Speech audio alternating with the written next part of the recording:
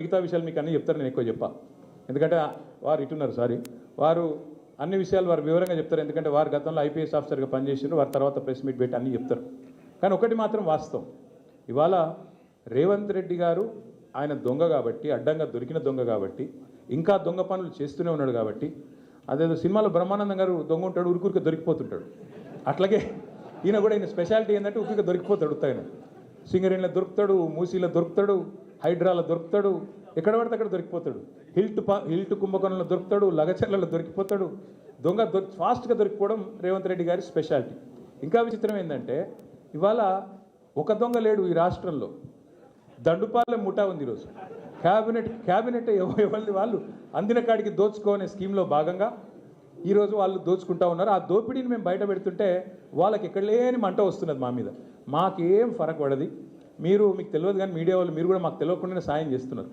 మీరేమనుకుంటున్నారంటే ముఖ్యమంత్రి చెప్పిండు, మేము ఇట్లా ఒక కేసు నోటీసులు వచ్చినాయి, మరి వీళ్ళని ఏదో విచారిస్తున్నారు అని చెప్పి లోపల మేము పోగానే ప్లేట్ బ్రేకింగ్లు పెట్టి గుచ్చి అడుగుతున్నారు అని మీరు పెడతారు. మాకేం బాధ లేదు, ఎందుకంటే 100 కోట్ల పబ్లిసిటీ మీరు ఫ్రీగా మాకు ఇస్తున్నారు.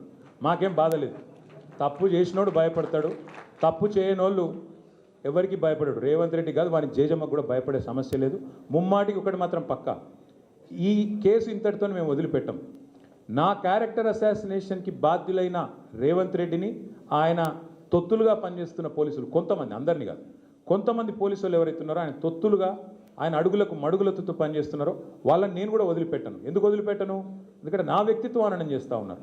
లేని లింకులు అంటగట్టి, లేని రంకులు అంటగట్టి, నాకు ఇష్టం ఉన్నట్టు ఎవరెవరో యాక్టర్లకు లింకులు పెట్టి చిల్లర రాజకీయం ఏదైతే చేస్తున్నారో ఈ విషయంలో నేను మాత్రం వదిలిపెట్టను.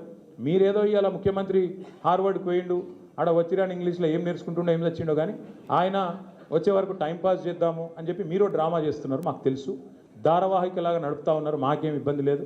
మీరు ఎన్నిసార్లు పిలిచినా వస్తాం, ఎందుకంటే చట్టాన్ని గౌరవించే పౌరులం. తప్పకుండా వస్తాం. మేము తప్పు చేయలేదన్న మాటనే చెప్తాము.